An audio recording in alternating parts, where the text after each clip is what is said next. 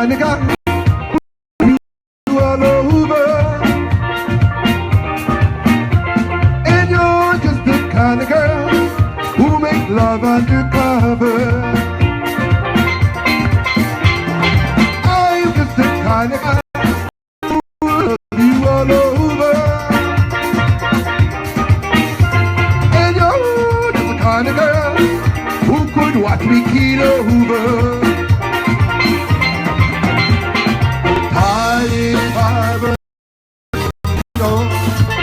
I wanna be your number one, but mighty high, but I'm moving on. I wanna be your number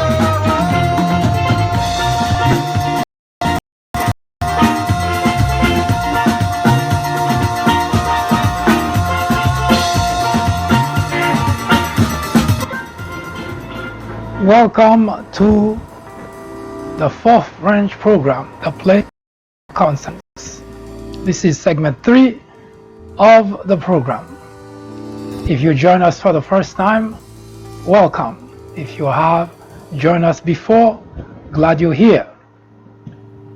For the past days, we have had kind of a change in the way that we present the program. We have 3 segments. Segment 1, which start at 10 o'clock, and during segment 1, we pretty much include the model report. At least we continue to, because we've been doing that for quite a few days now.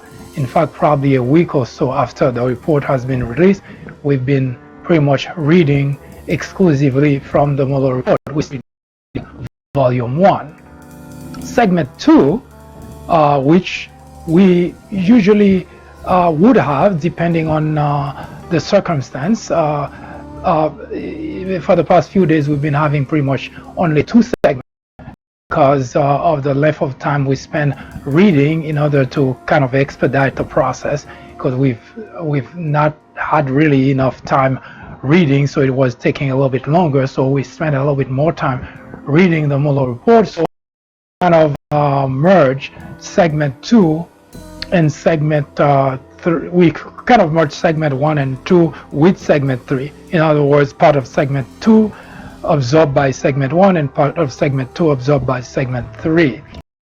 Otherwise, or when we're done with the reading, or when it is appropriate, we have 3 segments. The second segment starts at 12 and would last 30 minutes, and the third segment would start at 20 and last 30 minutes. But when we absorb segment 2 into those 2 segments, both 1 and 3 happen to be a little bit longer because we spend more time talking about topic of importance. In this segment, we go a quick look at the race to 2020. Now, before we do that, we have a couple of interesting tidbit of news that we'd like to just simply pretty quickly go through before we talk about the race to 2020. If you join us for the first time, I'd like to invite you to subscribe to the People Branch YouTube channel, to follow us on Twitter, and to friend us on Facebook. Important because it helps us to not only keep tab of your contribution, helping with what we're trying to achieve here at the fourth branch, but also it gives us the opportunity to send you update, to send you preview, and let you know exactly the activities that we involve in.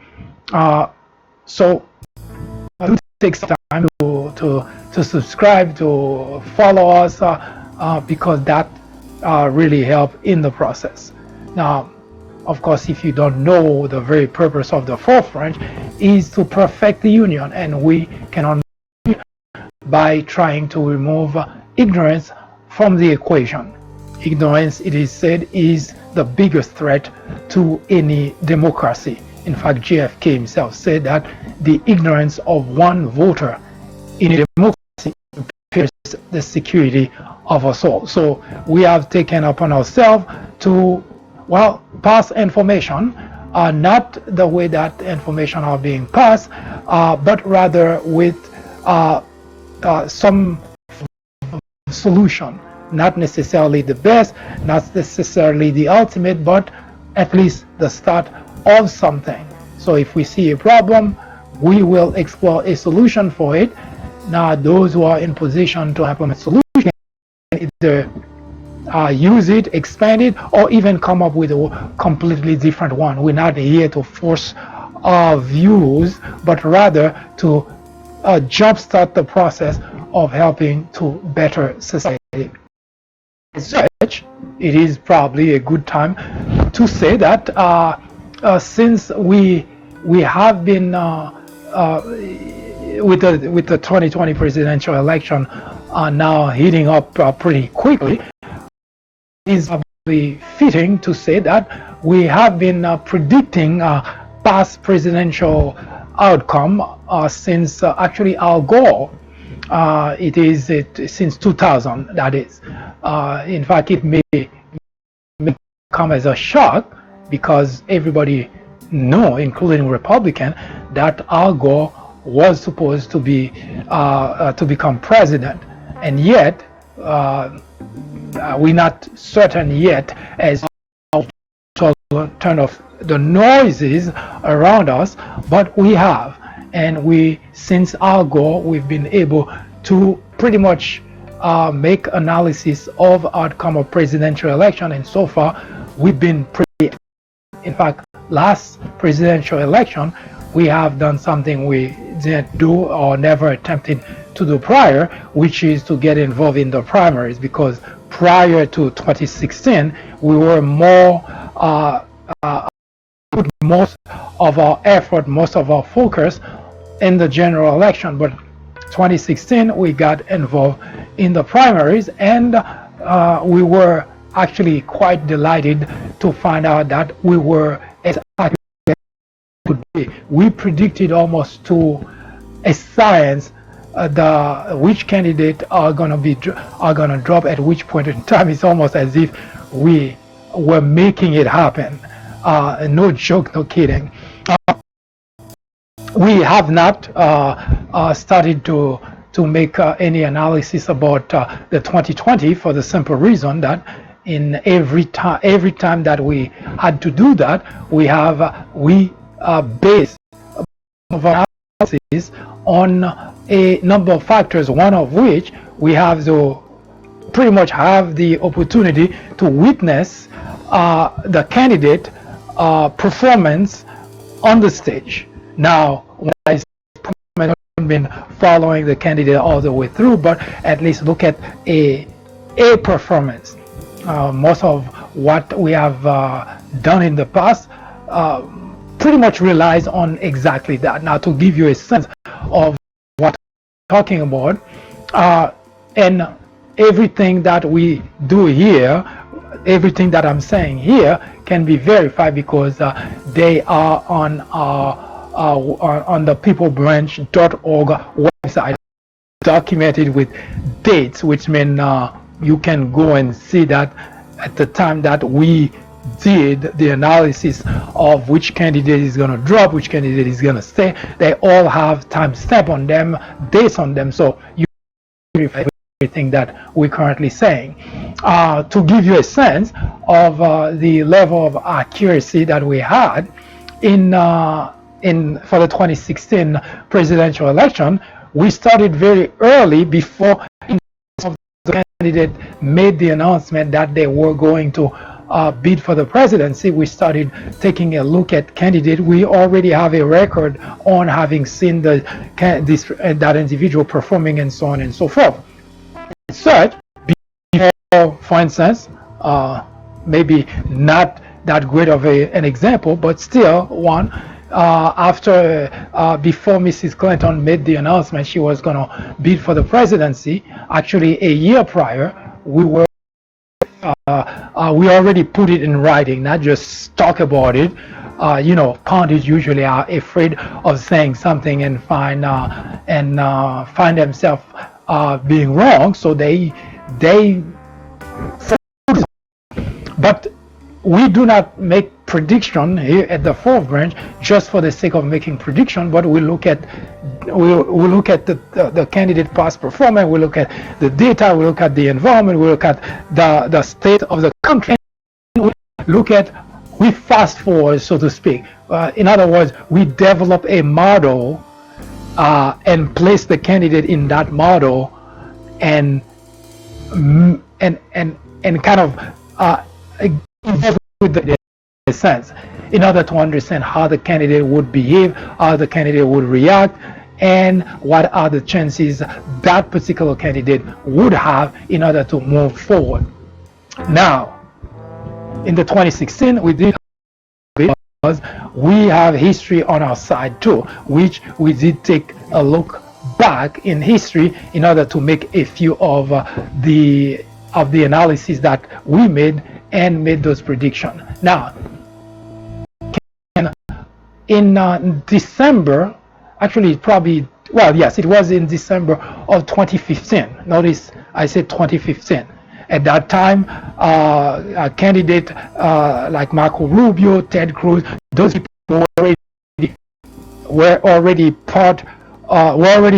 declared their intention for the presidency of the United States. Now, the election was 2016, but usually there are some candidates at Thanksgiving, they announce their candidacy. The same way it has always been for quite some time now. So Ted Cruz, Marco Rubio, those people already have declared their candidacy. Now, that was a month after they announced their candidacy, I published an article in which I categorically rule out Ted Cruz and Marco Rubio as going anywhere in near the presidency in the 2016 presidential election. You can read about it and you'll notice that it's not just saying those things because there is something that you don't like someone and you just say something, but we analysis on, as I mentioned, data in order to come to those conclusions. What we're able to do, we're just not sure how we manage to do that, is turning off the noise. What I mean by turning off the noise is, well, during election time, there is a lot of noise because those who are for candidate X would not hear anything going wrong for candidate X, and so would Z, etc. And as such, if you're listening, if you spend your time in the environment for candidate X, you too would find yourself in a predicament where you think that candidate X is the one that's going to make it, and something if you with candidate Y and so on. But for some reason, we are able to turn off all those noises and look at the candidate and put the candidate in a model environment, well, the country of course, and use that model in terms of how the country is going to be different in 2 months, in 3 months, in 5 months, in months that it's close to the election, and we can pretty much kind of get a sense as to whether that individual can survive all the way there. And of course, the interaction with the candidate, we take a look at that as well in order to understand that that particular candidate would make it through. So December 2015, we rule out Ted Cruz and Marco Rubio. Now you'll remember how far Ted Cruz went, all the way to challenging Donald. You would have thought, well, maybe Ted Cruz had better chance, but hey, we already said that we did some cheating, and the cheating we did in terms of Ted Cruz and Marco Rubio, they are both senators, and we went back in history and we took a look at senators running for president in history, and we found something that we didn't expect to find.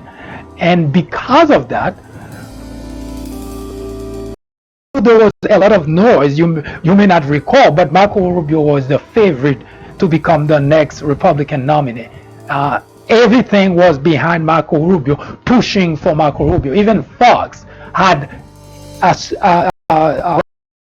that time was still alive. So Fox anchors had the marching orders to promote Marco Rubio. So Marco Rubio was the savior for the party. And yet, since December 2015, we say, no, Marco Rubio is not going to become the next president of the United States. How could we have been so sure? Is because not only we look at Marco performance on the stage, we specifically took a look at, if you remember, the Las Vegas debate of Marco Rubio trading ball with Donald Trump, and we took a look at Ted Cruz, and we took a look at history, and history did really make it very easy for us here at the fourth branch to say that Marco Rubio and Ted Cruz out. Now the other candidates such as Newt Gingrich and so on, we put time for even Jeb Bush, and that's what was why we say we were shocked as to the accuracy of not just of candidates that were ruled out and pushed out, but rather the timing. And that's the part that we still haven't been able to figure out how we managed to do that, because although we use a model, but the model doesn't provide really time in terms of candidate leaving, exiting. But we use that model in order to come up to that conclusion, and we were really extremely accurate in the primaries.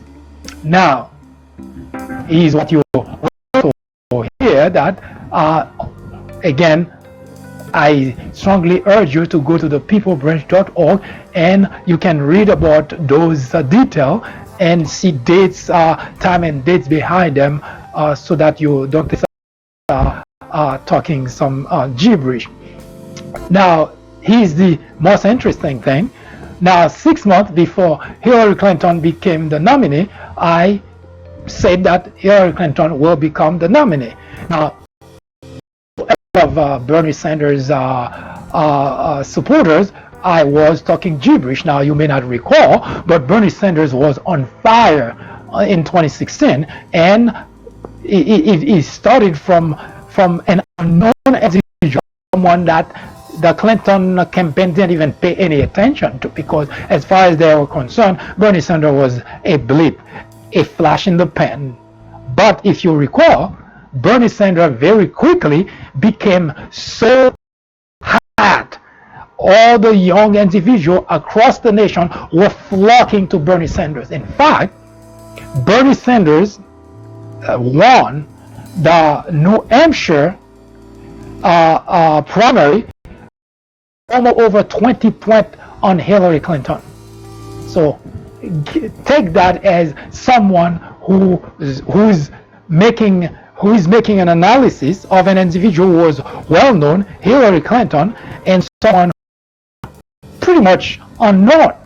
Now, how did we come to that conclusion? Once again, we use a model of the candidate debate style of the candidate, ways of handling pressure, and of the environment the candidate is evolving in. And that's how we're able to create that model.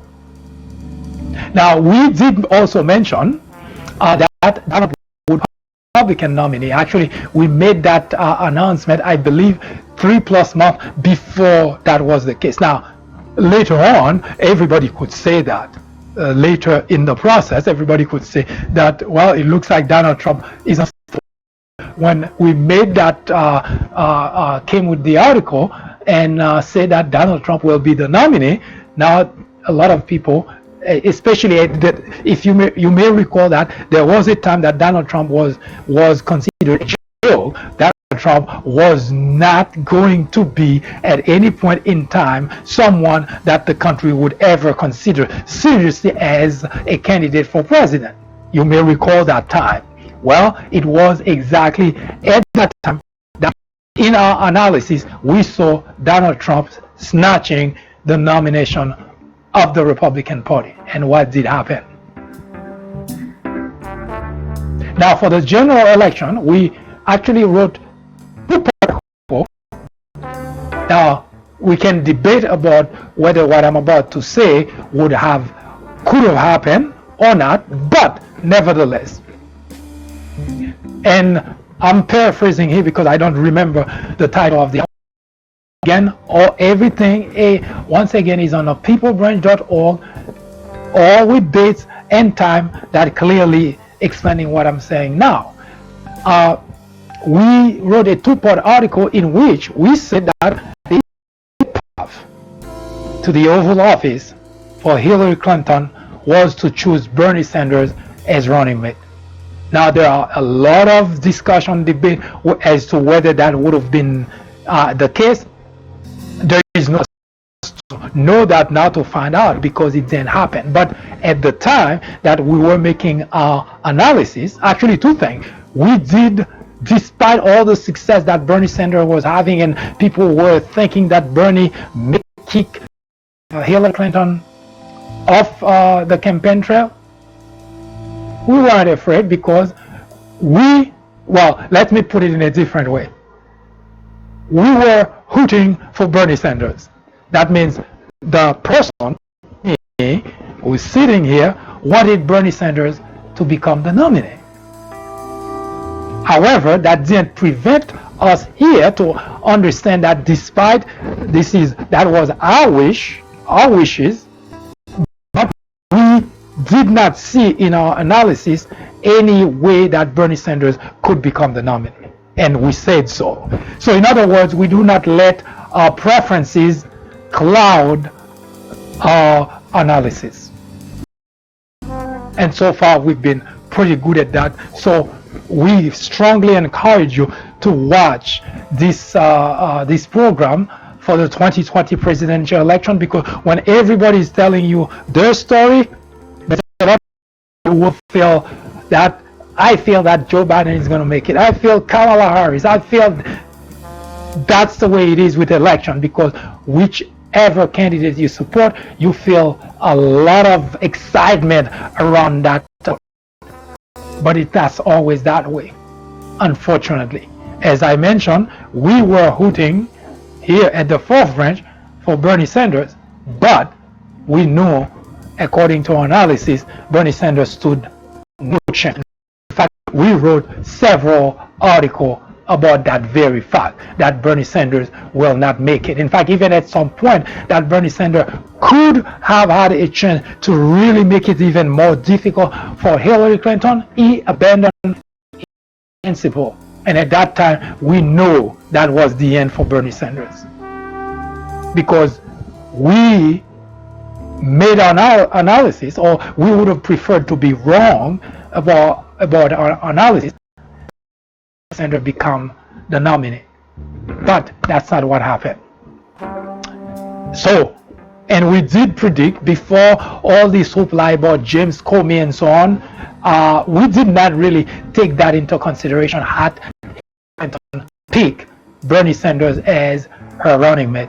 If she did, we were fairly certain that Hillary Clinton would have been in the Oval Office today. But unfortunately, the Hillary campaign in general was pretty disorganized and really very badly mismanaged. In fact, it's something we said before New Hampshire, before the New Hampshire debacle happened, and that's a funny thing. Right after the Iowa,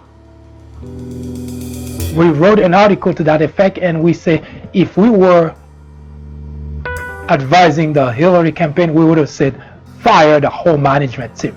And that's before New Hampshire. In New Hampshire, make it vindicate our analysis, because Hillary Clinton lost to Bernie Sanders by 20 plus points. Now that was a devastating blow, because when you think about it, someone like the name Hillary Clinton and Bernie Sanders. Now Bernie Sanders' name is on everybody's lips, but you may not recall, Bernie Sanders was not was a no-name individual. Nobody knew about Bernie Sanders. In I mentioned earlier, the Hillary Clinton campaign completely ignored Bernie Sanders because Bernie Sanders couldn't touch Hillary Clinton. And yet that's the individual that almost derailed Hillary Clinton campaign. So watch this broadcast, because we will be watching very closely what's going on with the candidate, and very early on we will be able to give you updates who will still stand and who will fall. Now today, everybody think there is only one individual that is at the top, and everybody is looking at that individual. In fact, most hoping that it is the individual who make it to the end. So far, we have no comment. We'll be right back to talk a little bit about news we heard, and we'll continue the conversation about the 2020 presidential race. You are on the Fourth Branch program, the place for common sense.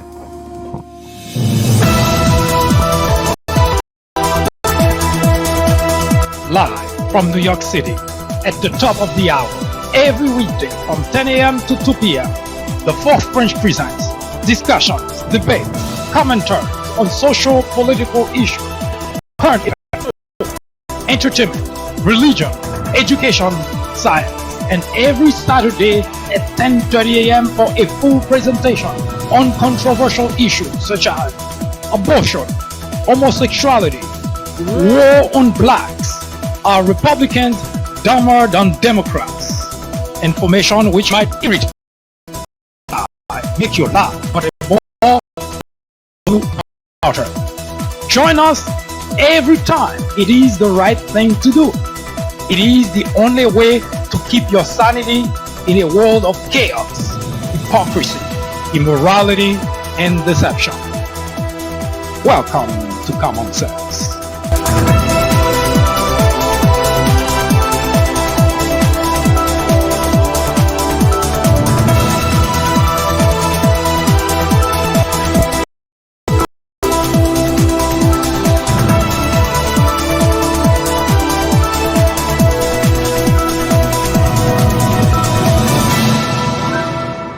Once again, welcome to the Fourth Branch program. Now, here's a couple of interesting news that going around that you might want to know. That guy named Nason Joaquin Garcia, he is actually pastor of a church in California. Now, I don't know what when you hear the word mega church, what you see, but mega church can accommodate thousands and thousands of people at a time. He's really on top of the world when it comes to the religious aspect, especially in the Hispanic community in California. Well, he just got arrested, and that sent shockwaves, especially for those who go to that church.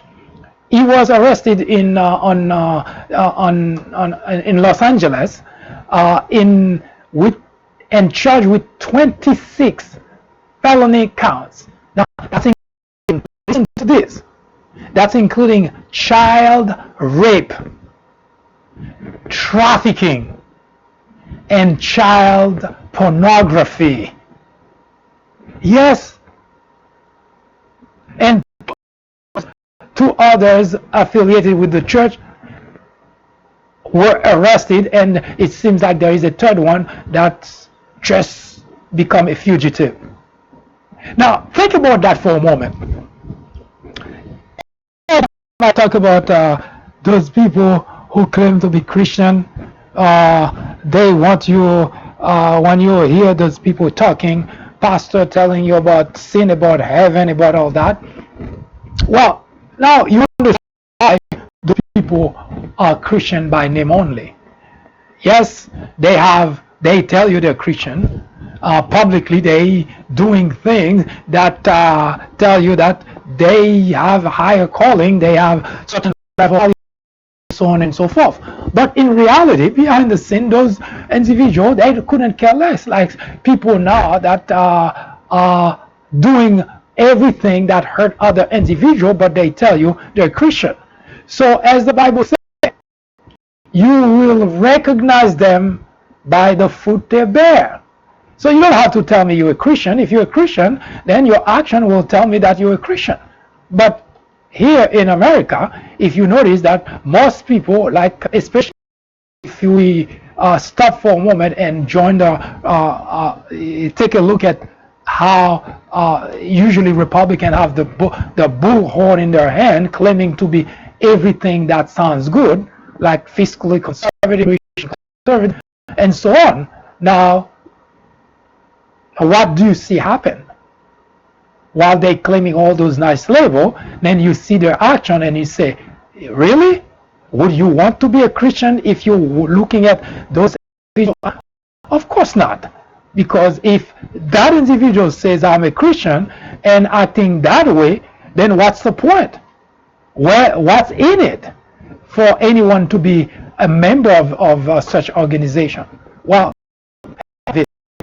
a mega church pastor arrested, not just made up story, that's including child rape, which means we can rest assured that particular charge can be proved.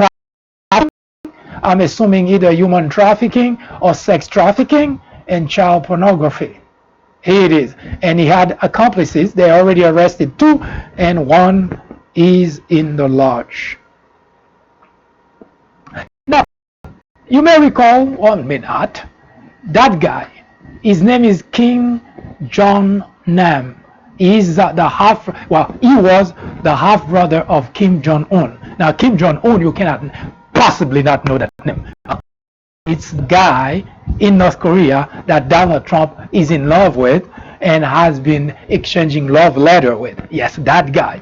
Now, Kim Jong Nam was literally assassinated publicly at which was caught on tape that at the airport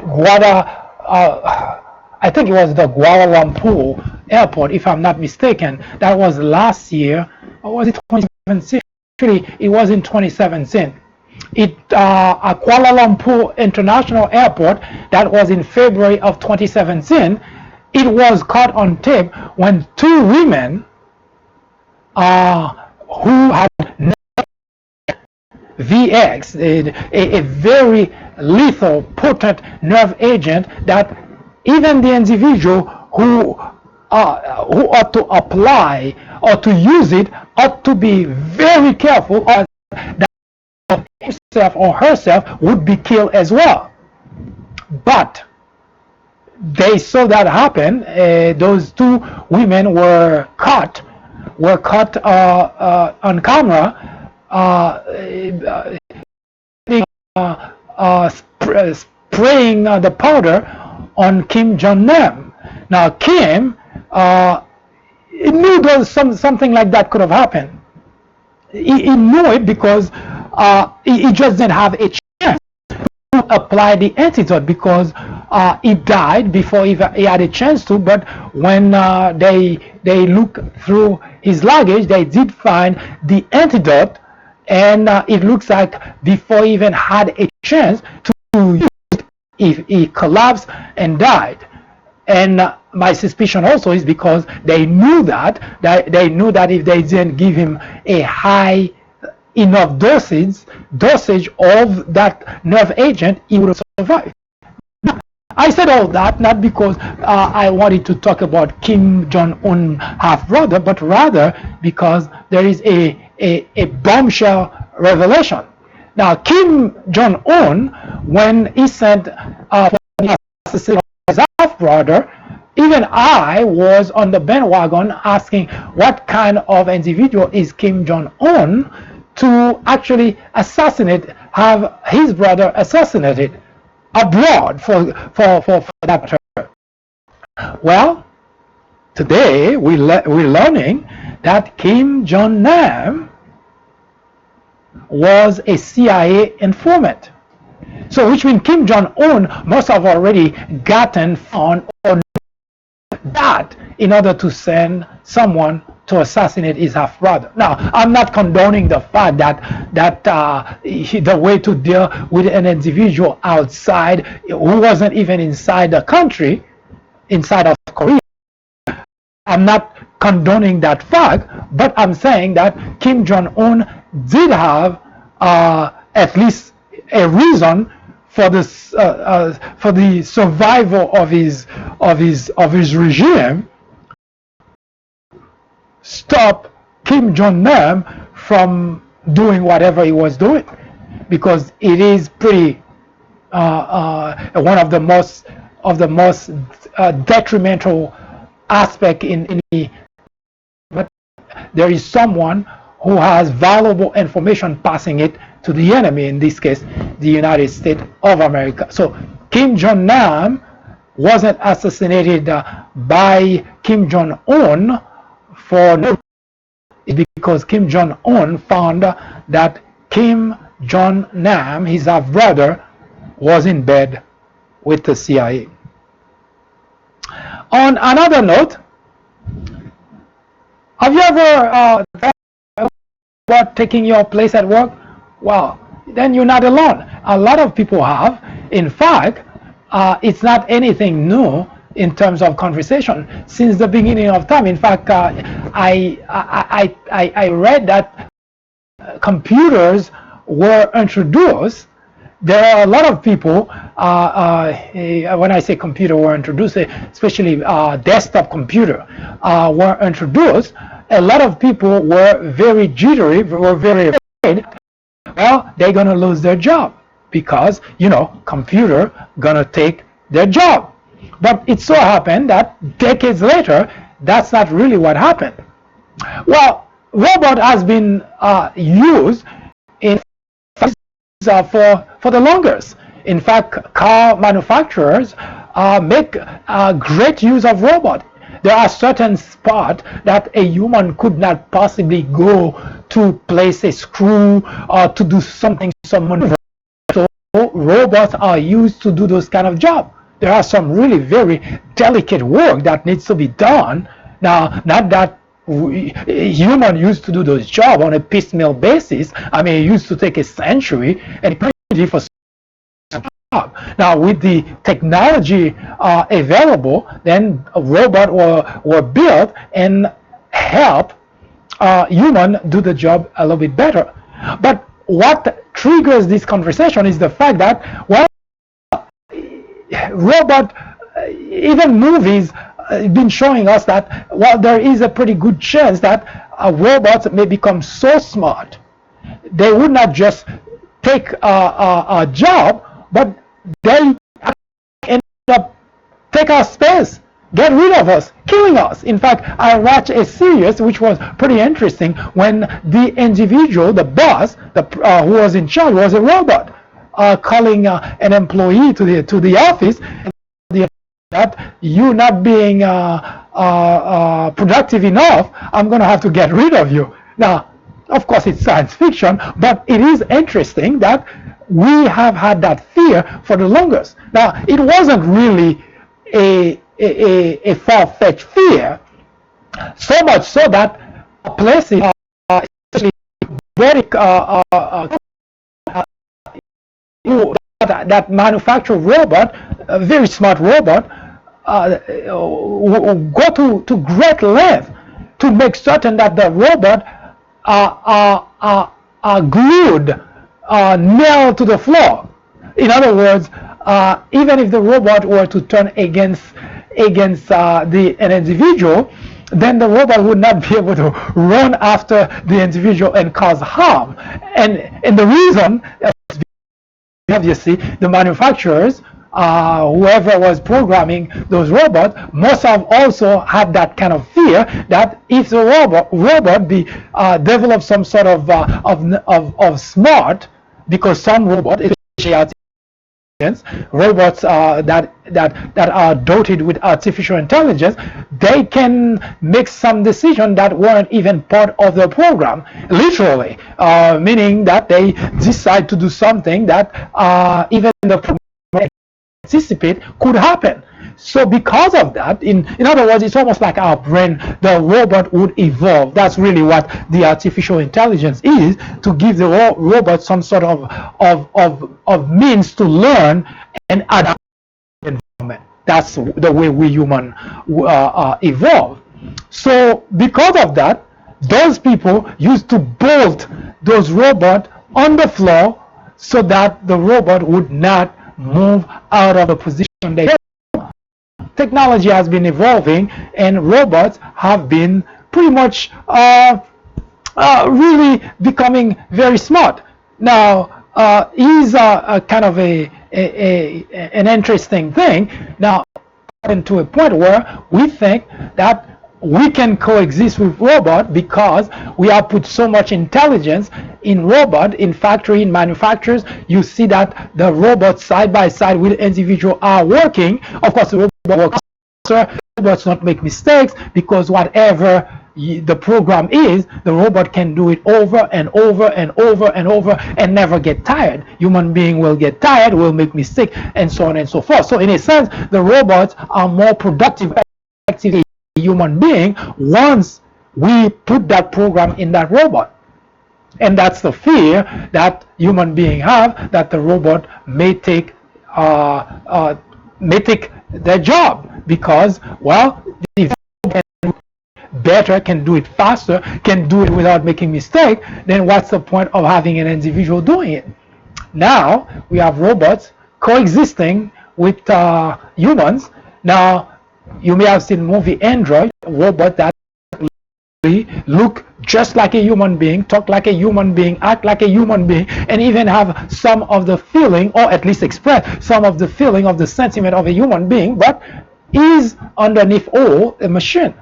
Now, what if the robot can evolve and start taking over our lives for good?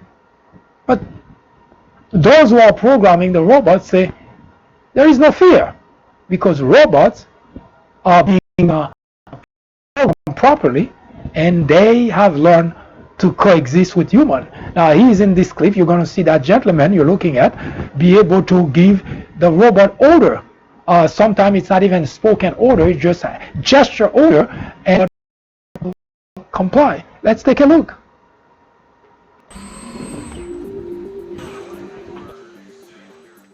For years now, robots have gotten a bad reputation for stealing people's jobs. But advancements in sensor technology and computer vision are making it possible for robots to act as human assistants, not replacements, on the manufacturing floor. One Massachusetts-based startup working on technology this partnership a reality is Veo Robotics. At Veo Robotics, we enable fluid human-machine interaction. We make large robots and other kinds of industrial machinery aware of human presence and responsive to that human presence, so humans and robots can work closely together in collaboration in manufacturing. A collaborative robot is where you can have humans and robots working in the same space, and it's considered safe for the humans. Traditionally, we've sort of had robots behind fences, and there's been sort of a safety barrier between this. For collaborative robots, humans and robots can be in the same space, they can collaborate. It's safe enough that if the person is in the way of the robot, it will stop without hurting the person. All right, checking this thing.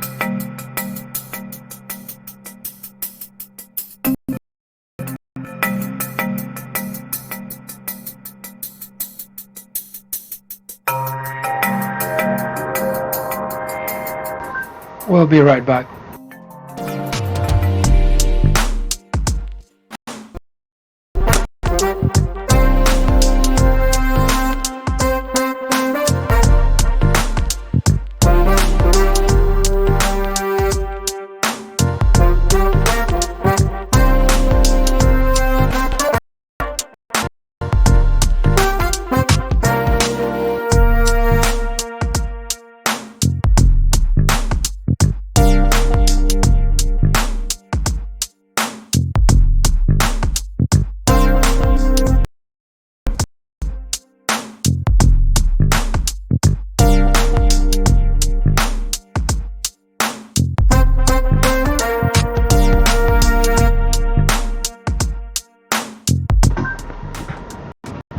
the road to 2020. Now,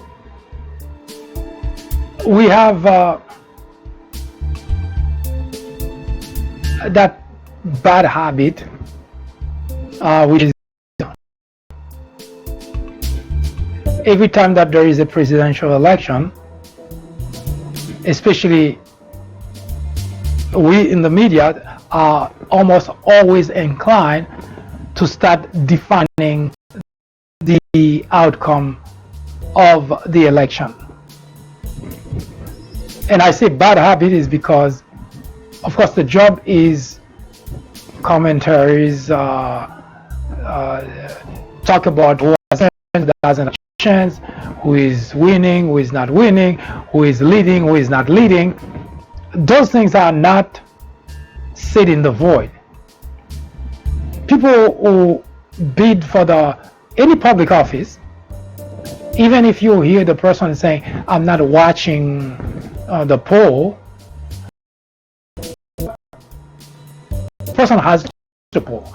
The actual candidate may stay away from watching the day-to-day the development of what's going on in the race. But the candidate has people who surround him or her, whose job is to do what is necessary to get that candidate to the finishing line. And for that reason, those individuals, usually a campaign manager, job is to figure out what's happening out there and what his or her candidate ought to do in order to break away from the pack. In other words, even if the candidate is not paying attention, because of all the people around that candidate who are paying attention, the candidate indirectly is paying close attention. And because of that, that also impacts the candidate. For instance,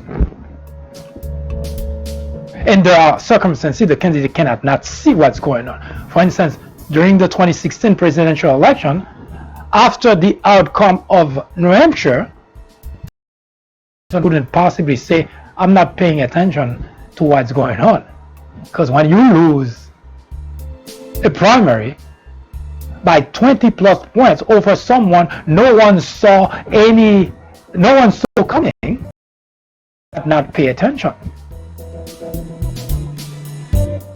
So in other words, not only the candidate is under pressure,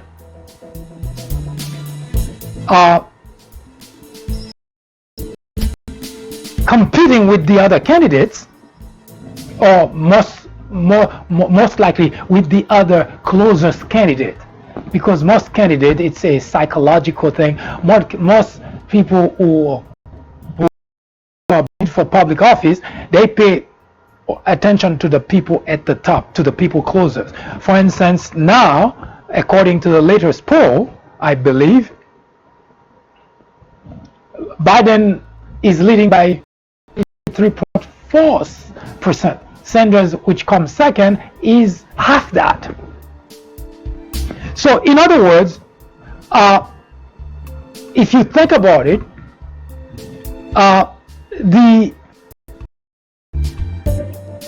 Joe Biden is at the top. Now you could say he should feel no pressure. Far from it. In fact, he has a lot of pressure because all the candidates who are behind, who are not doing as well, they too want to break away from the pack, so they have to knock down someone. And that's where the presidential election becomes almost like a cockfight. So you don't hear candidates saying, now there are candidates who are doing that, but usually you don't hear candidates saying, I'm going to do X, Y, Z, B, C, without worrying as to what candidate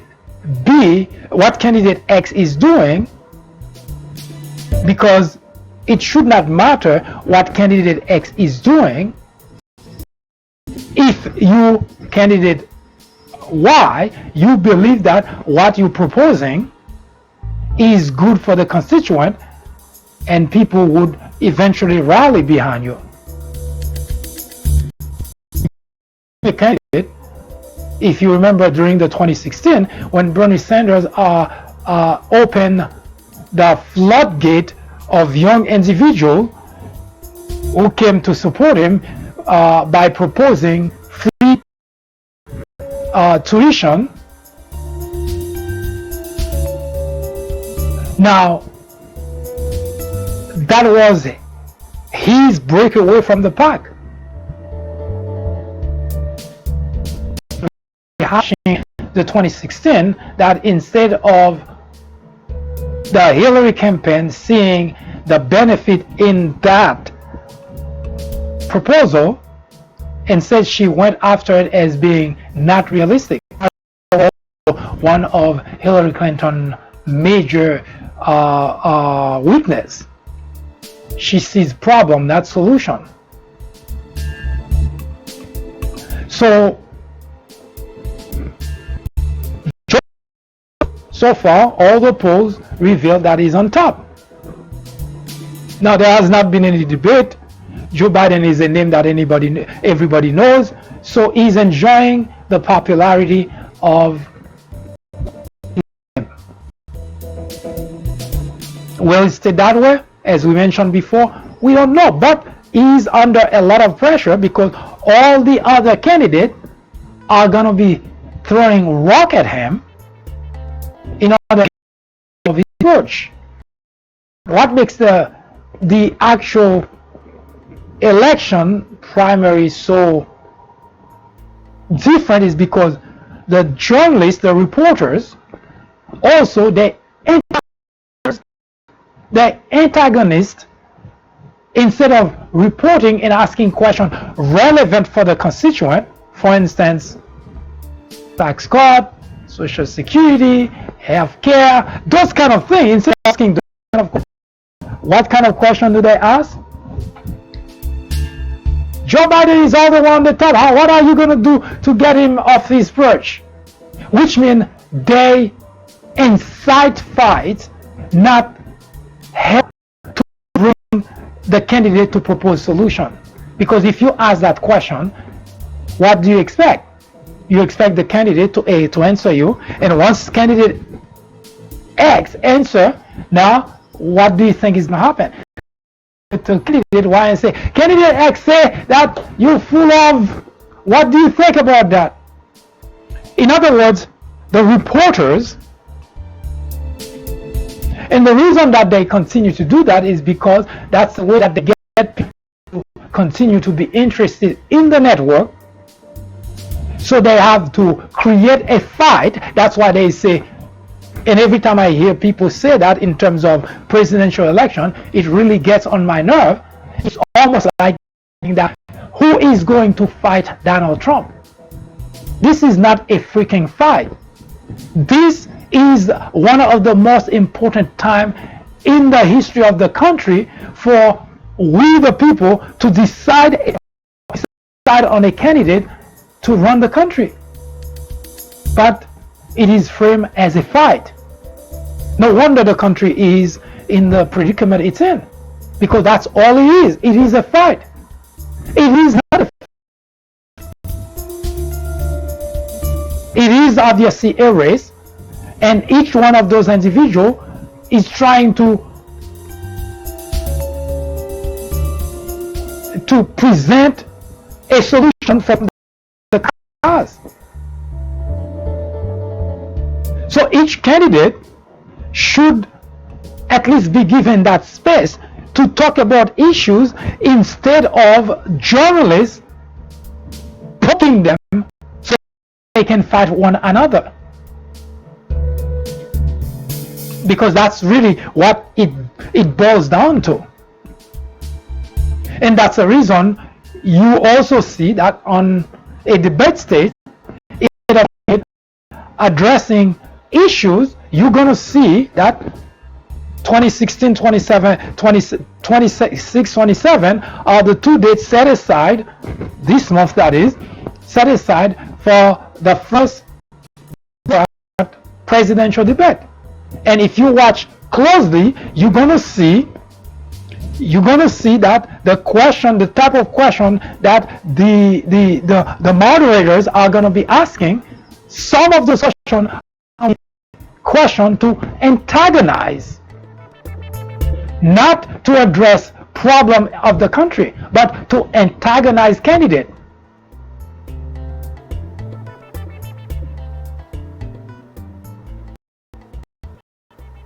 And that brings me to the point that we the people rely on journalists to help us sift through candidate so that we can form decision. But what happens when those very journalists are the one who antagonize the candidate? Now that's something I would expect from places like Fox, because they're not in the news business, so it's expected that they would do something like that. But the whole point of the primaries is for the candidate to present themselves. It's like a job interview. Gonna show their credentials, gonna talk their experience without having to say. Imagine for a moment that you go to a job interview and the interviewer question is about the other person you met in the hall, in the waiting area, and pinning you against that person. Imagine that's a job interview. You're not there to talk about the other individual. You're there at the interview to talk about yourself, to talk about your experience, to talk about your desire for the job, but not to talk about the individual who is obviously a competitor, but you're not there to talk about that individual you just met in the waiting room. But that's exactly what journalists are doing in the presidential election. Instead of asking relevant questions to give each candidate an opportunity to address the issue, and there are plenty of issues in this country. And what do? They try to pin one candidate against the other. So they're not even interested in what kind of solution the candidate will bring. They want to how that candidate is going to bash the other candidate, because that's juicy. That's what Joe Biden said. You're a low-level Harvard. What do you say to Joe Biden about that? Then this is the fight. That's why they call it a fight, because it's not about solving problems in this country. It's about pinning one individual against the other and watch them fight like boxing match.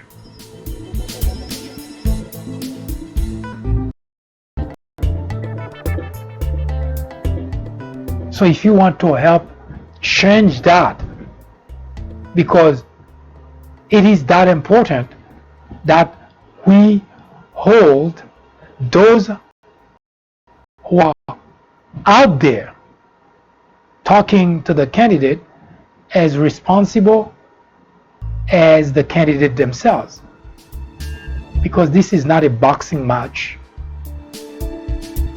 This is a fighting match. This is a race to select the individual who is best fit to lead the nation. That cannot be a cockfight.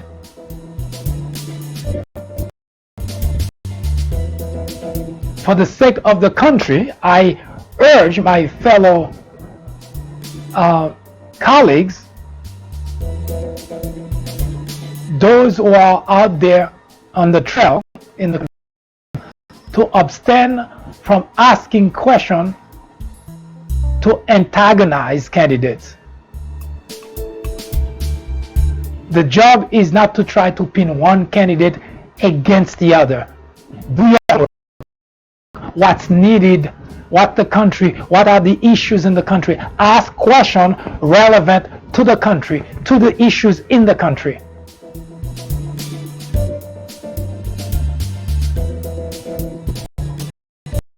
We'll be doing a great service to the nation. I'll be right back.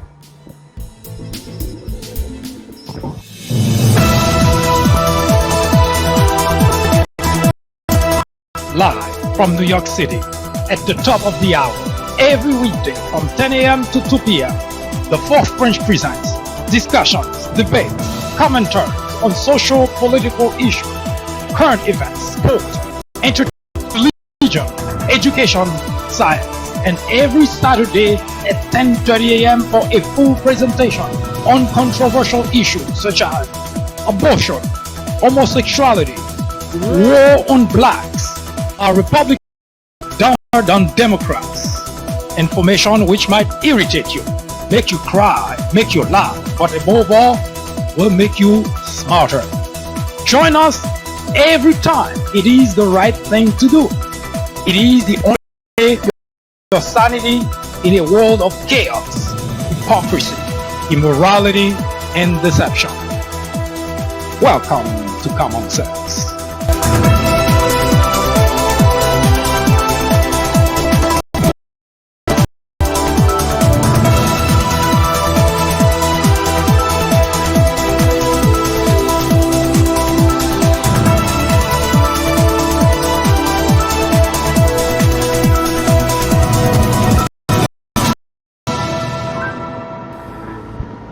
Don't forget, tomorrow at 10 a.m. we will continue the conversation, segment 1, in which we will continue to read from the Mueller report. We're still reading from volume 1. I hope you have a wonderful afternoon. See you next time. That was an update through the prism of common sense. Join us again tomorrow at 10:30 a.m. for a full presentation. I am MD, host of the Fourth Branch program, the for Common Sense. Send us comments, criticism, suggestion, or simply let us know how we're doing. Thank you for watching. Have a wonderful afternoon. See you next time.